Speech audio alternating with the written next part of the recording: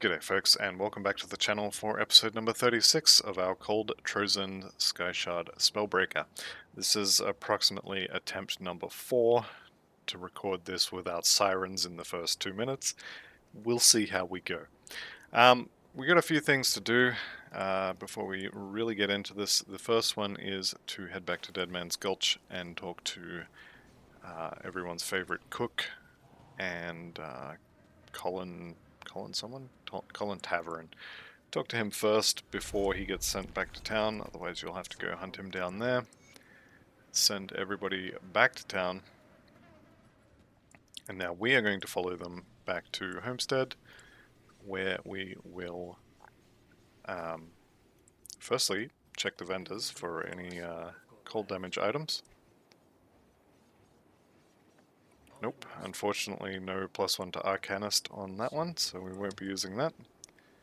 Menacing of Frostbite is not ideal, and that is 2 magic affixes, so we're not interested in that. I am actually going to remember to use that XP potion eventually. Okay, and we will go and speak to Captain Soma. Where do you need me? Yeah, absolutely, I will track that down for you in a couple minutes, because we have somewhere else to go first. We are going to go and do Pine Barrens. Now, I said on the way past here the first time that you can skip this, and while that is true that you can skip it, you will have to come back here, and you will have to do it at some point. Because one of the main areas I like to farm to get my gear is the Celestial Totems, and since one of the Celestial Totems spawns in an area that can only be accessed through Pine Barrens, unless you wish to miss 1/3 of the Celestial Totems and 1/2 of the easily accessible Celestial Totems, you will need to come back here and you will need to do Pine Barrens at some point. The other reason to do Pine Barrens is, of course, not Magara, Ungoliax the Weaver. Has our +1 to Arcanist Amulet, that we will be needing to... Is that the same guy? Blackthorn Reflective, and this guy's frozen, okay. We will need to kill her a few times to get an amulet.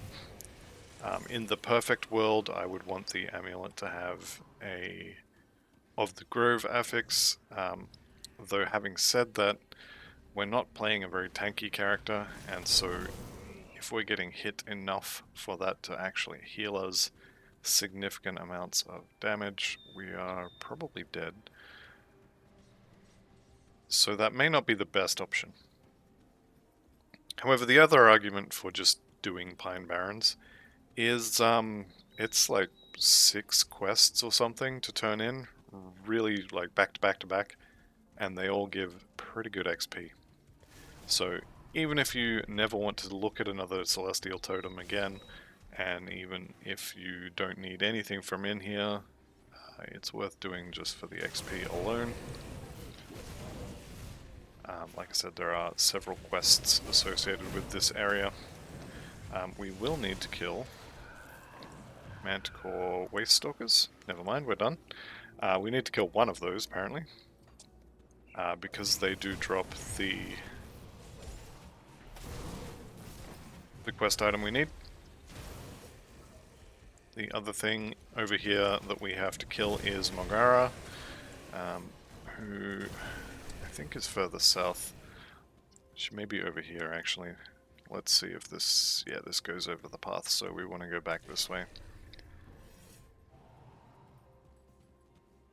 So once we've killed Mogara, we are done on this side of Pine Barrens.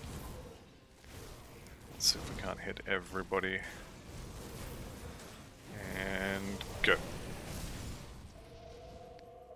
Alright, good damage. Okay, I think we've got everyone except Megara here, which is what I want. I would prefer to fight her on her own. Let's see if we can't sneak in here. She's going to have a friend or two. There we go. Okay.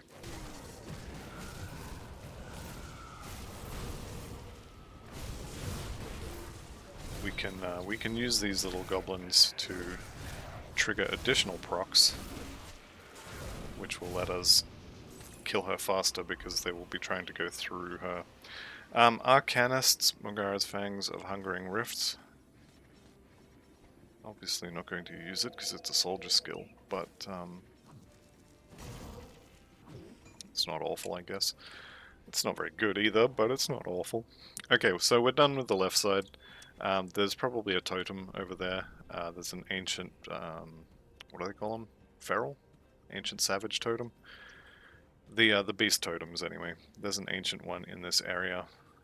Speak of the devil, there it is. So we will go do that.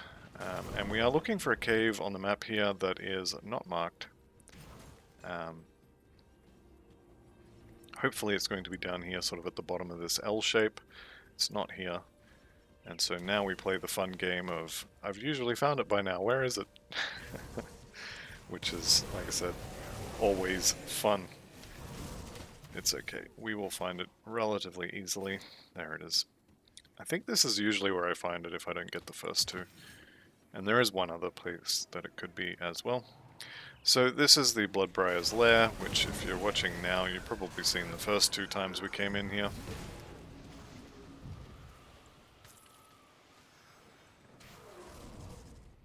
So you probably know what this is about. The basic idea is just we go through here and we kill everything, more or less. And the Bloodbriar at the end doesn't drop anything, but he is the target of a quest. So we are here for him.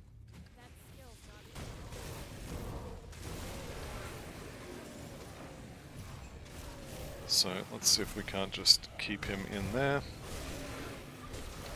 And we are, of course, completely invincible while the mirror is active. But that does not last forever. However, it did last for long enough. Okay, Bloodbriar's Thorn. Looks like an MI. Where are we? There we go. Arcanist of the Drangle. Okay, looks like a Ring of Steel, so maybe like a Nightblade MI. That is a lot of lines of text. Anyway, not the one we're here for. The one we're here for is just down this hole here. Mythical Shadow Weave leggings. Again, if you don't have the Death Whisper leggings, these are a good substitute. They have cold damage, they have a lot of offensive and movement speed. They have the, more importantly, chance to avoid melee attacks. And +3 to Shadow Dance.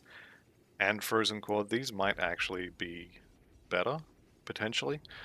If you need Vitality Resistance and you don't need Aether, these could be good as well. Regardless, whichever pants you choose to wear, these are probably fine. What I will actually check though, +3 to Shadow Dance would take me to 18. So I would go from 24%. I would go up to 25. So actually, these are the exact same avoidance chance. And did I turn something off? Those are on, that's on, that's on, that's on. That's on, they're on. Okay, it's all on. Alright, let's go play with the spiders. So we are in here to kill Angoliax, which is the spider boss of this area. She is the target of a quest and also happens to drop the MI for Arcanists, the +1 Arcanist skill necklace. So we are going to kill her.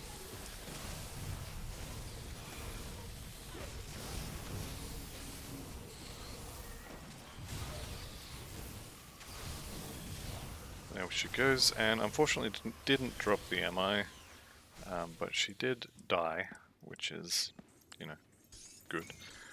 I did this for the XP. You can see there we got a decent chunk, and also we did get 3 blues, and we got a belt with Winter Storm proc, so we're not using that. However, I will take a look at those blues. That's actually not an awful weapon. We're obviously not using it because our main weapon already is better, but that is decent. This chest piece is good because of the extra armor, The reduced stun duration would also be welcome. So Redeemer Raiment, I'm guessing has that stun duration built into it, although it may be part of the Vicious Barbs suffix there. 15% reduced stun duration would be ideal, because that would cap out our stun resistance.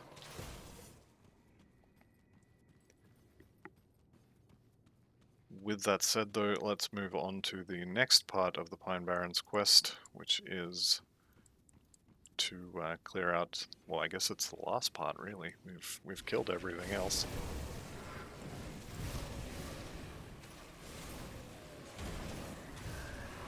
That was 3 elites right by the door here. Not that it made a huge difference, they all died together. Maybe worth putting a couple more points into... Oh, that's a first. Normally you come out and this is blocked and you have to go up here and around. Maybe worth putting a few more points into Absolute Zero to get some more dot damage on it. I am going to go in here and activate this shrine. If for no other reason than it just gives XP. There is also potentially a treasure trove here as well. You know what? Maybe I'm not going to activate that. But there is potentially a treasure trove in there. Unfortunately not this time, and I'm not going back to town to craft, just for that little bit of XP. Pretty much the next thing we kill is going to give us 91, so we're coming up on the magical level 90, well, we already got some monsters who are level 94, so we could potentially be getting level 94 sets at this point. And they just hit 95 as well, so one more level and we'll start getting the regular little guys. I was going to say one more level, but this guy is apparently already there. What were we putting points into previous to this? I think I put a couple more into Pneumatic Burst. I think it's going to have to be Absolute Zero. At least get it to the 12 of 12 soft cap. Alright, let's see if we can't make a crowd here. Oh, I guess the procs killed them before they could really make a crowd.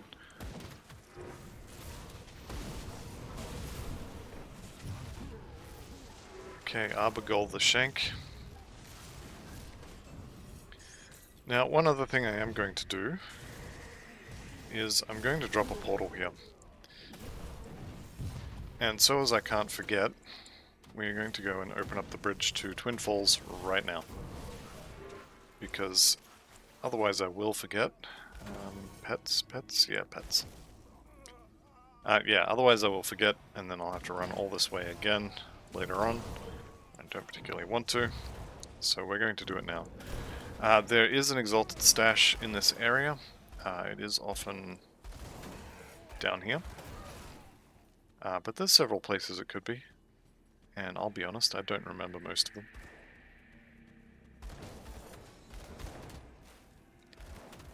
It does look like it's not here this time, which is unfortunate. Because it means I now don't know where it is. So if I find it, great. And if I don't find it, well, that's just too bad. The other thing you do have to be aware of is Rutnik here. Rutnik will mess your day up if you're not careful, so do be careful. And he will run away as well. You see him backpedaling there. But you can hide behind the walls and just let your procs kill him, if that's your thing.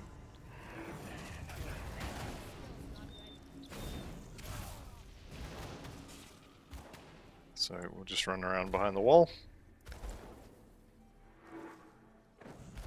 Unfortunately can't attack him like I could with the other guy. Alright. Let's see if we can't do some damage to him. We do have the mirror available as well. And just like Crunley, he will put the goop on the ground. Now, Mage Storm of Celerity. Mage Storm gives you that Aether lightning. The Aether Spread is part of the actual blaster. I have considered a couple of times of making a dual-wielding pistol character with those pistols. Maybe that'll be the next build. Or I guess it'll be the next build, since I've already decided what's coming next.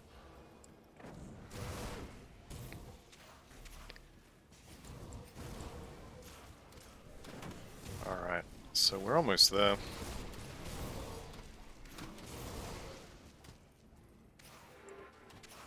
Here we go, we should be able to... Nope. That is quite unfortunate. How much scrap am I short? All of it. Alright, well, there's nothing for it. We're going to have to do the run again.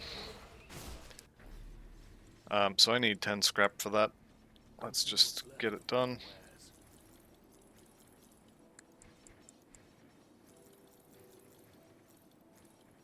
How about that one? Nope, Festa Blaze, I think, was what, poison and fire by the sounds of it. Nope, nope. Voidwalker footpads. Decent increase in armor. Slow res, nah. We do need 4. Just checking out of habit, really. We need 4 more scrap. Why not? I'm lazy. And I will check for cold damage items. No, alright. So we are going to go and repair this bridge. That will get us access to this area for later, when we want to be farming Celestial Totems. I didn't see the one here, so it's most likely going to be over here in the Colosseum. It could, of course, always be... where are we? Here we go, in the Broken Hills. There's a tomb up here. It could be in there as well.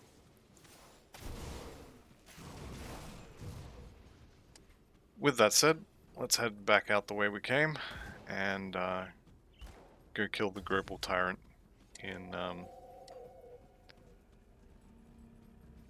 Tyrant's Hold. Once again, my only gripe with this game is it just cannot handle stairs. What was that? Warlocks.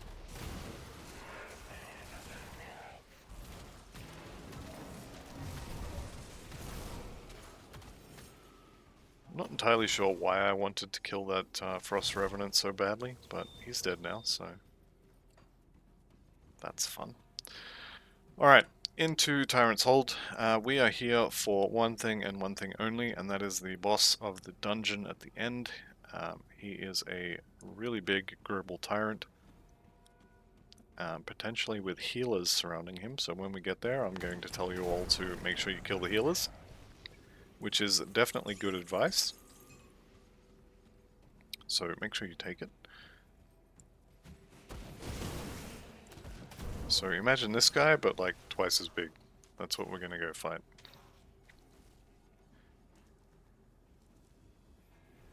There is also a blacksmith in here, who I keep meaning to look up what his specialty is, and I keep forgetting to do it. And then the next time I come through here I say, I should look up what he does. And then I never do.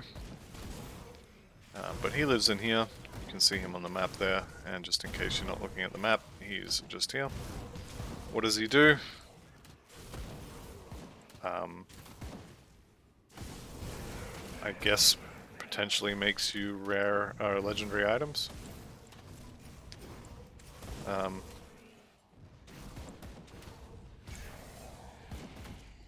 Legendary boots, I guess? Or pants? There you go. Now I know what he does. That could actually be really good for some leveling stuff. Although having said that, these are not massively amazing. Fate Weaver's leggings. Did he say he was going to make... No, legendary armor, accessories. These are quite expensive just looking at them. Tainted Brain Matter is... Blood of Cthulhu. The Ancient Hearts and Tainted Brain Matter are definitely not a dime a dozen. However, We're not here for him, so give me that scrap. Yeah, we're not here for him. Let's get out of here. It's time to skedaddle.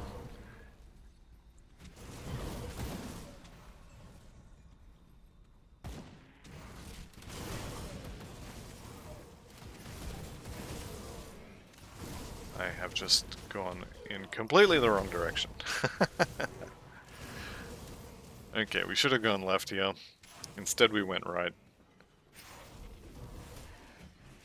Here we go, now I know where I am. So just in here there's going to be a lore note. I say as there's no lore note because I already picked it up on probably normal, but potentially elite.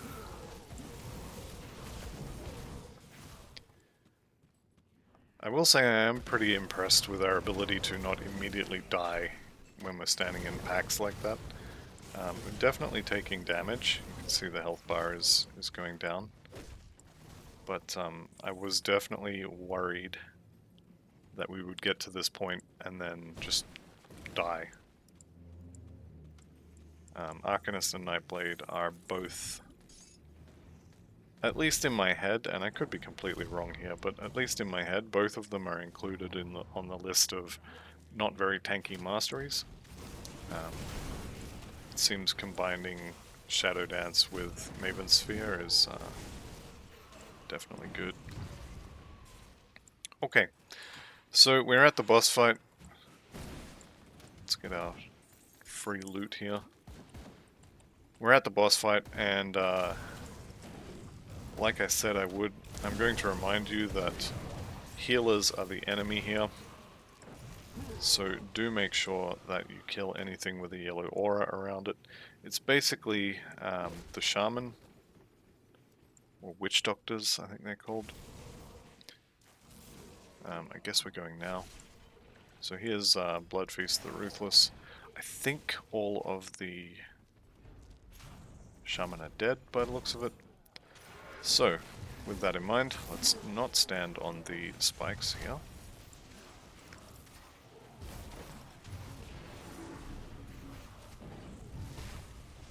And we might just tank him a little bit. I know I did just talk about how tanky we were, but he did just smack half of my health bar away in one go, so I feel a little bit justified in kiting some. Okay, Exalted Stash, always good. Guaranteed Dynamite, also always good. And what did we get? A shield. I'm looking at the bonuses to mirror. We're not really doing a retaliation build, but we are doing an elemental build that does have a shield, and that does have +1 to Arcanist on it. We're still not using it, but that could have potentially could have been good. Okay, so now the fun part. We've got our XP potion running. We've just done all of the quests in Pine Barrens. Need any help? Okay. And then you spam the bottom option. Looking to do my part. I've already killed everybody, and we get huge amounts of XP. So that's level 92. I think we put 92, 93, and 94 into absolute 0. And that will have us hard capped for flash freeze and soft cap for absolute 0. I should actually check these. I haven't checked for a while if these are actually at 22 of 12. They could be at 23 or 24 of 12. I would have to check, but I think it's probably not. Yes, we'll confirm the changes. Right, with that said, let's head back to... Kind of disappointed we didn't get that totem, but anyway, let's head back to Homestead and do a little bit of vendoring and pick up a couple more quests. I'll keep your stash safe. I'll keep an eye on it. I'll give you a good price on what I've got. Alright, vendor. That is a cool looking shield, even if I'm not planning on using it. Fate Weaver's legs. I mean, it's less armor, so we're not using it for that reason alone. +2 to Maven Sphere is pretty good though. There we go. Safe storage, no questions asked.